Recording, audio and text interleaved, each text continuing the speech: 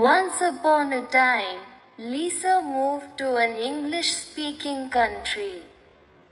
She loved cooking, but going to the grocery store was difficult because she didn't know the right words. One day, she walked into a supermarket and saw fresh fruits and vegetables. She wanted to ask for help but felt nervous. Then, she heard a friendly voice. "Store clerk, hi, can I help you find something?" "Lisa, yes, where can I find apples?" "Store clerk, apples are in the produce section. Follow me." Lisa followed the clerk and learned new words. Produce section, fruits and vegetables dairy section, milk, cheese, and yogurt bakery, bread, cakes, and pastries frozen foods, ice cream, frozen vegetables checkout counter. Where you pay, she picked up a shopping cart and continued.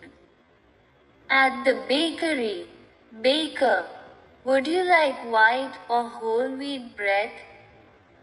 "Lisa, I'll take whole wheat, please." At the dairy section, "Lisa, excuse me, do you have lactose-free milk?" "Clerk, yes, it's on the top shelf." At the meat section, "Lisa, can I get 2 pounds of chicken breast?" "Butcher, sure. Anything else?"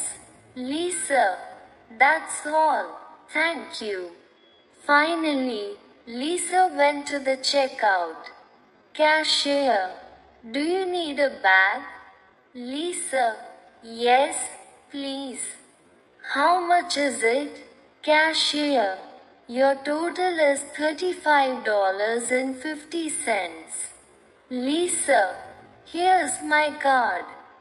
As she walked home, she smiled. She had spoken English with confidence. That evening, she called her friend and said, "Today, I learned so many new words at the grocery store." Her friend replied, "See, the more you practice, the better you get." From that day, Lisa never felt nervous about grocery shopping. She learned that everyday activities are the best way to practice English. Learning English doesn't have to be difficult. Every time you go shopping, you have a chance to practice new words. The more you use them, the more confident you become.